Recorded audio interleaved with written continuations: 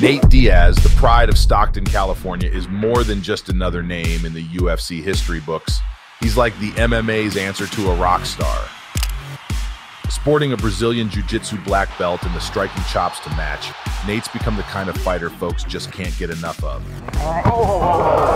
So without further ado, grab your popcorn or your protein shake and let's dive deep into the 10 most badass moments from his legendary career.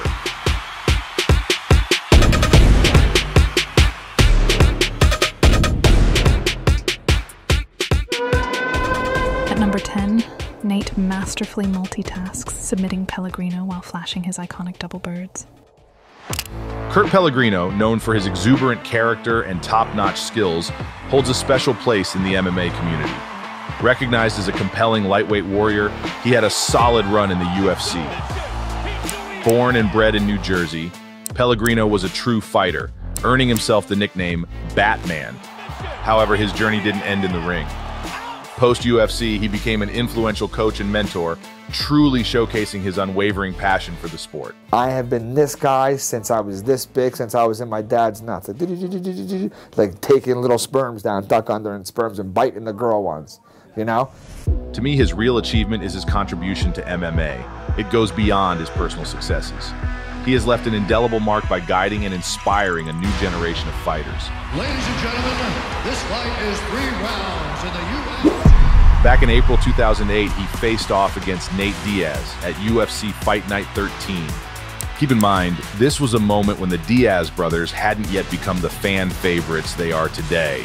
The air was thick with suspense over how Nate would fare in this showdown. And when the action begins, our referee in charge of this From the get-go, Diaz showcased his superior boxing talent, keeping Pellegrino dancing on the edge in the striking battle.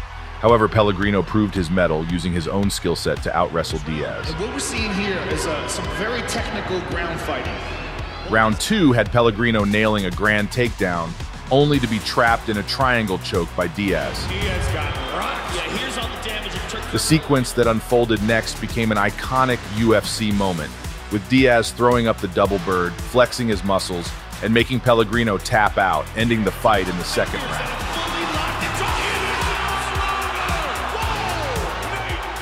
Imagine having that much confidence in your triangle that you literally start flexing at the audience. This was a new experience for fight fans, as no one displayed this kind of charisma before. The funny thing about Nate is that, despite his brash demeanor, he's got a surprising touch of class. With his opponent locked in, he could have easily unleashed a barrage of elbows or hammer fists with his free right arm. But he made a choice not to dish out more pain than necessary. To this day, this remains a truly badass MMA moment. At number 9, UFC 241's workouts turned into Nate's personal smoke show. What makes Nate such a legend isn't just his in-ring triumphs, but also his knack for grabbing attention outside the octagon. Case in point, the UFC 241 open workouts. In August 2019, ahead of his return fight against Anthony Pettis, Diaz stepped onto the stage for the public open workouts. This wasn't an uncommon spectacle. These events are designed to build hype for the upcoming fights, allowing fans a glimpse of their favorite fighters' training routines. But of course, Nate wasn't about to give a run-of-the-mill performance. In classic Diaz fashion, he turned a routine promotional event into an unforgettable moment. Mid-workout, he casually lit up a joint and started smoking, all in front of the cheering crowd and dozens of cameras broadcasting the event to the world. It was a move that surprised onlookers and made headlines around the globe. But it was more than just a stunt. It was a statement, a testament to Nate's individuality and refusal to adhere to norms. He wasn't there just to sell a fight. He was there to be himself, unapologetically and unreservedly. Nate later clarified in interviews that what he was smoking was a CBD joint, which is legal under the UFC's anti-doping policy, provided it's used outside of the in-competition window. I gotta smoke the weed after the fight, so I had to smoke Game Up CBD. So what was that? CBD by Game Up Nutrition. It's good for you. Nevertheless, the spectacle left an indelible mark. becoming an iconic symbol of Diaz's rebellious persona. It was a moment that encapsulated everything that fans love about him: his authenticity, his irreverence, and his undying commitment to being his own man regardless of public opinion. A true Nate moment, unforgettable and quintessentially him. At number 8, Stockton's finest clashes with Miami's best in the BMF battle. We just discussed Nate smoking a joint in preparation for his fight against Pettis. The match itself turned out to be a knockout win for Diaz, proving his hiatus hadn't put a damper on his skills. Yet the real juicy bit came after the match. During the post-match interview, Diaz called out Jorge Masvidal, another fan favorite best known for his intense fights and knockout power. Masvidal's journey, marked by his origin in street fighting, fluid offensive maneuvers, and predator-like instincts, is nothing short of remarkable. His most noteworthy victories involve knockouts against Darren Till and Ben Askren, the latter being UFC's fastest ever knockout. Masvidal's combo of pure power, tactical expertise, and gritty determination have resulted in the nickname Game Bread, reflecting his fighting soul and his status among the welterweight top tier. Do something, I'm standing right here, do something. Do something. In his UFC 241 octagon interview, Diaz didn't just call him out, but also proposed a face-off for the baddest motherfucker in the game, a symbolic title of his own invention that became an instant hit with fans and fighters. It's Nick Diaz on me. Dana White, quick to jump on the fan frenzy, made this symbolic BMF title a reality and set the stage for the showdown at UFC 244 in the historic Madison Square Garden in November 2019, stirring up even more buzz around the event. It's a 5-round fight for From the opening bell, it was clear this was no ordinary fight. Both fighters engaged in a thrilling battle, each man pushing the pace and looking to assert dominance. Masvidal started strong, leveraging his fluid striking and knockout power to land heavy shots on Diaz. However, Nate, true to form, absorbed the onslaught and retaliated with his signature volume boxing, continually pressing forward despite the damage. The first 3 rounds were a spectacle of endurance and willpower. The fight, however, took an unfortunate turn when a doctor deemed a cut above Nate's eye too severe to continue, leading to a TKO victory for Masvidal. Despite the premature ending, Diaz's performance was a testament to his warrior spirit. His resilience in the face of adversity, his refusal to back down even under intense pressure, and his ability to rally back despite the odds, all underlined why he is revered as one of the toughest fighters in the sport. Regardless of its abrupt ending, the BMF title fight highlighted Diaz's grit and determination, winning fans and reinforcing his MMA status. Coming in at 7, the Wild West gets a dose of Stockton as Diaz faces Cowboy. Donald Cerrone, affectionately known as Cowboy, is another fan favorite in the MMA community. In the UFC's lightweight and welterweight divisions, he made his mark with a record number of wins and performance awards, firmly etching his name in the annals of combat sports. So I left a legacy. The one I wanted was Cowboy Cerrone's fighting, we're pulling over, we're finding a bar, we are watching because he's, no matter win, lose, draw, he's coming to throw down, and that's all I cared about. That was the promise I made myself when I entered this, and I think I did all right. But what's a cowboy without charm and class, right? Cerrone brought his full package of charisma to the table, and audiences worldwide couldn't get enough. His career has been one long, inspiring journey of hardcore commitment to MMA, propelled by an unstoppable drive and a fiery passion. In December 2011, Nate squared off against Cowboy in a lightweight bout that went down in history as one of the most memorable matches in the UFC.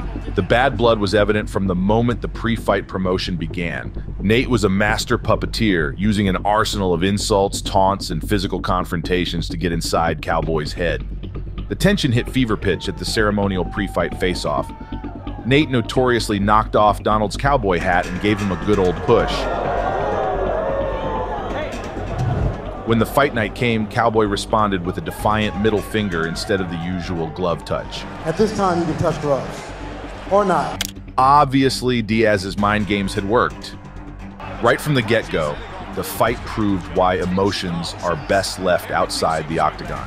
A frustrated Donald was so consumed by his anger that he virtually parked himself in front of Diaz, swinging for the fences and absorbing punch after punch. By the end of the round, Cowboy looked like he'd been through a war zone. As the break between round 2 and 3 ticked by, Diaz shot his opponent the double bird. He knew he had this one in the bag, and boy was he right. The fight, in essence, was a Diaz parade, ending with Nate claiming a unanimous decision victory. This battle was a showcase of Nate's iron will and grit, proving he could trade blows with the toughest and still come out shining. His performance against Cerrone remains one of the most memorable moments in his career, and a testament to his hard-hitting and never-back-down style. Coming in at 6, Diaz beats Maynard's ass.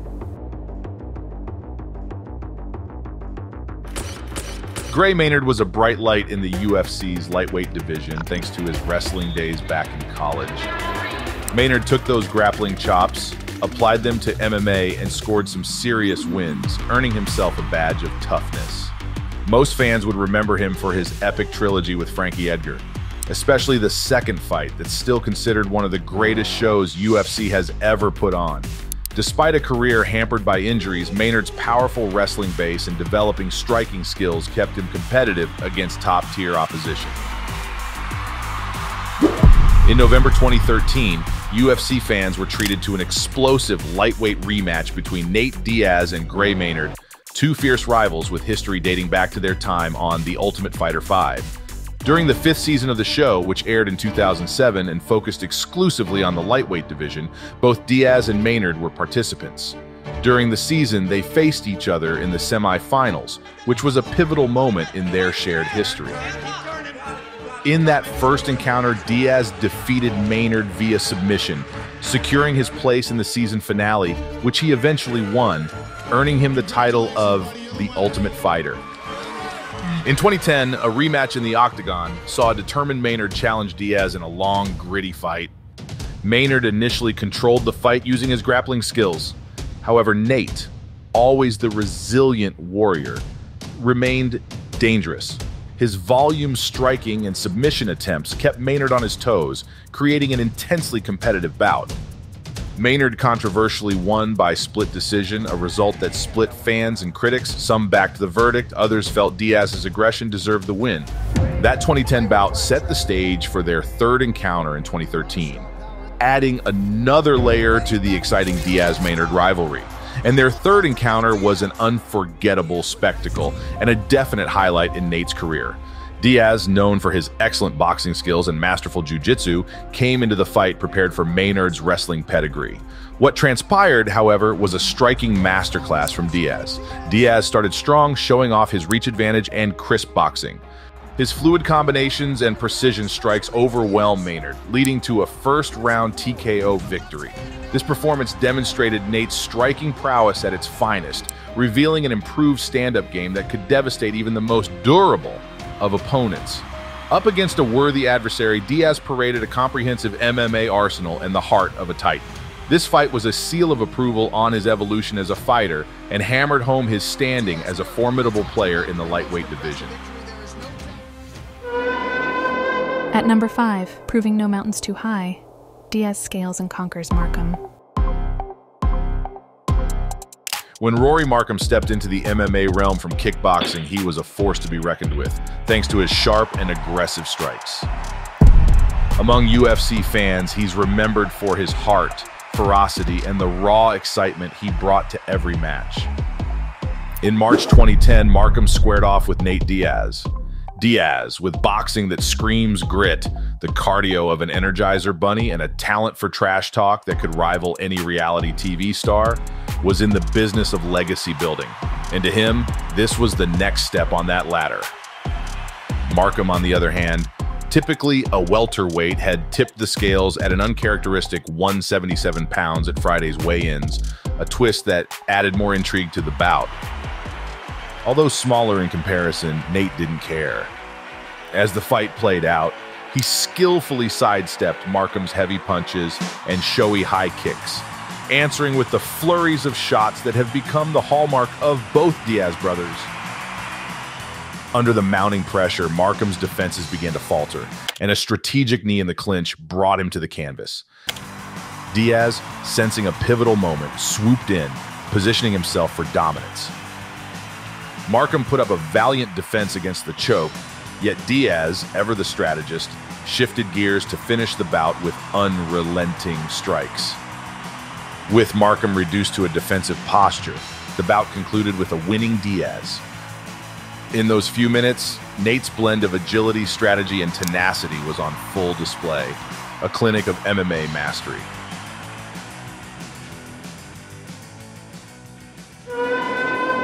Fourth on the list, Diaz gives smooth Henderson a Stockton-style rough ride. Let's talk about Benson Henderson for a second. This guy's a cocktail of martial arts disciplines. Taekwondo's finesse, Brazilian Jiu-Jitsu's mind games, wrestling's raw power, and Muay Thai's hard-hitting moves. This guy's cardio is next level. It's like he's got a hamster wheel in his chest and a hamster that just won't quit. His rivals end up gassed out, wishing for a timeout that will never come. After a successful run in the UFC, where he was also the lightweight champion, Henderson transitioned to Bellator, continuing to demonstrate his skills against top-tier opponents. Back in December 2012, Henderson defended his lightweight crown against Nate Diaz at UFC on Fox 5. This was a crucial turning point in Nate's career. See, he's a specialist, a boxer with sharp moves and a jiu-jitsu whiz. But here he was, up against the human Rubik's Cube that is Henderson, an MMA all-rounder who can strike, grapple, and do a ton of other stuff that Diaz had to figure out. In Gracie Brazilian Jiu-Jitsu, legs of Benson. This showdown was a testament to Nate's grit and determination, in a way that few fights had ever been. Henderson, being the strategist he is, threw leg kicks left and right to keep Diaz at arm's length, dominating most of the grappling encounters. But Nate just wouldn't back off. He kept on pushing, showcasing his iron jaw and non-stop pressure, a signature of his fighting style. Even though Diaz didn't get his hand raised at the end, losing by unanimous decision, he put up one hell of a fight against a champion at his prime. He displayed his toughness, determination, and a fight-to-the-finish spirit, refusing to throw in the towel despite Henderson's show of force. This match underlined Diaz's status as a fighter who won't quit, someone ready to lock horns with the best in the game, no matter the outcome. In third place, while Miller grinds, Diaz's Stockton spirit truly shines. Jim Miller, a titan in the UFC octagon, has made a name for himself as one of the most relentless and consistent fighters in the lightweight division. Beginning his UFC journey in 2008, Miller's grappling prowess and striking ability quickly set him apart from the pack. Not one to back down, he has faced a lineup of the sport's top contenders, consistently delivering performances that leave audiences at the edge of their seats. Known for his ironclad resilience, Jim doesn't just step into the cage for a win, he enters to put on a show. While records and stats tell part of his story, it's his heart and tenacity that will truly define Jim Miller's legacy in UFC history. Back in May 2012, UFC on Fox 3 saw Miller and Diaz enter the octagon with palpable tension. This fight was crucial in Diaz's career, as the winner would get a shot at the lightweight title against Benson Henderson, a match we just talked about a moment ago. From the onset, Diaz's signature taunting was on display, aiming to get inside Miller's head while maintaining his distance with a reach advantage. Using long, piercing jabs and combinations, Diaz worked to dictate the pace and keep his opponent at bay. Miller, however, wasn't easily deterred. He frequently tried to close the distance, utilizing leg kicks and searching for takedown opportunities to take the fight to the ground, where he believed he had an edge. Several clinch situations saw both fighters jostling for control against the cage, trading knees and short punches. The turning point arrived in the second round. Capitalizing on an opening, Diaz smoothly transitioned into a guillotine choke attempt. The technique, locked in deep, left Miller with no choice but to tap. Not only did Diaz win the fight, but he also became the first fighter to ever finish Miller. The ebb and flow of the fight highlighted both fighters' strengths, with Diaz's striking and submission prowess proving to be the difference on that night. The bout stands as a vivid reminder of the razor-thin margins that exist at the elite level of MMA. Ranking second, Diaz pulls off a last-minute magic trick in his battle with Edwards. Born in Kingston, Jamaica, Leon Edwards journeyed to Birmingham, UK during his childhood, a move that would lead him to the doors of the UFC as one of its premier welterweights. Bursting onto the scene in 2014, he masterfully combined striking prowess with a dominant grappling game. Edwards' patience and tactical brilliance made him a formidable force in the division, eventually earning the championship belt. In June 2021, he faced Diaz at UFC 263. The footage clearly shows Edwards having the upper hand throughout most of the 25-minute bout. He had Diaz on the ropes, drawing blood and asserting dominance. Despite being on the back foot for 24 minutes, Diaz turned the tables in the final minute, landing a strong left that rocked Edwards and almost dropped him to the mat. But the unexpected didn't stop there. Instead of seizing the moment to finish the fight, Diaz took a moment to laugh at his opponent, mocking Edwards openly.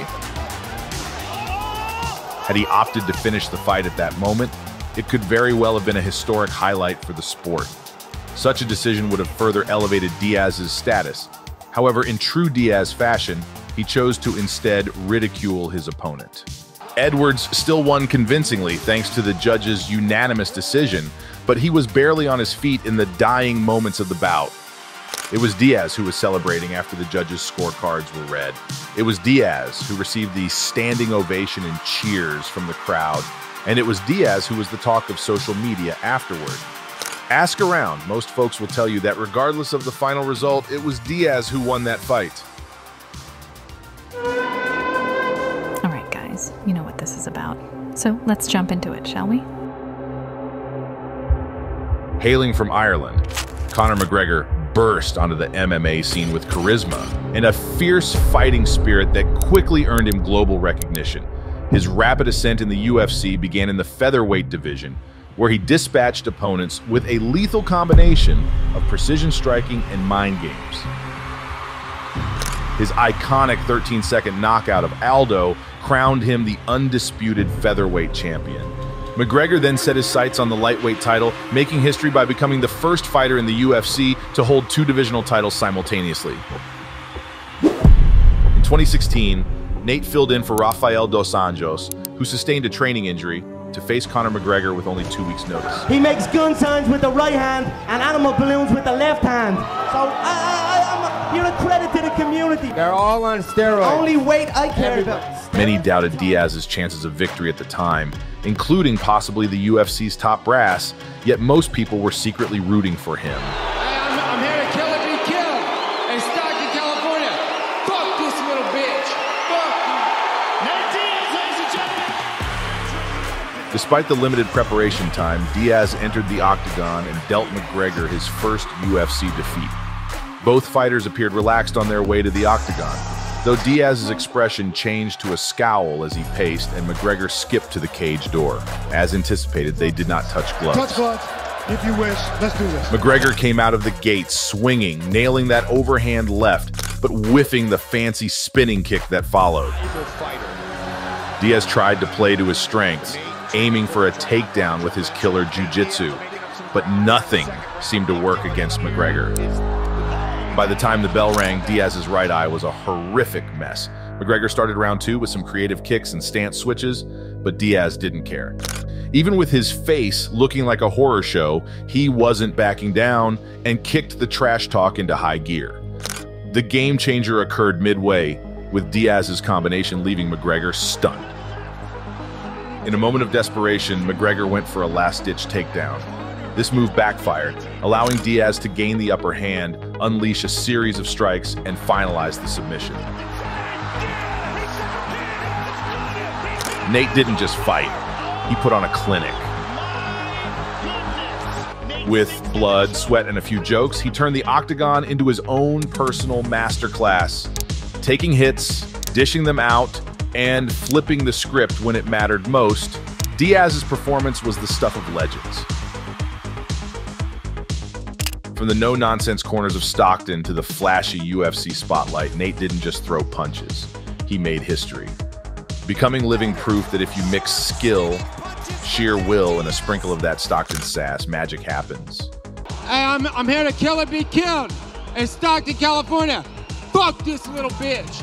Fuck you. Nate Diaz, ladies and gentlemen.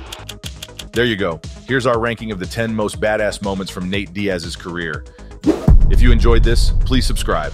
Thanks for watching. Let's go. Hickory dickory dock. Back from the dead is a miracle, doc. They counted me out. Moment of truth, counting it down. Underdog story was down for the count. Back on my feet, back with a mic, back on the beat.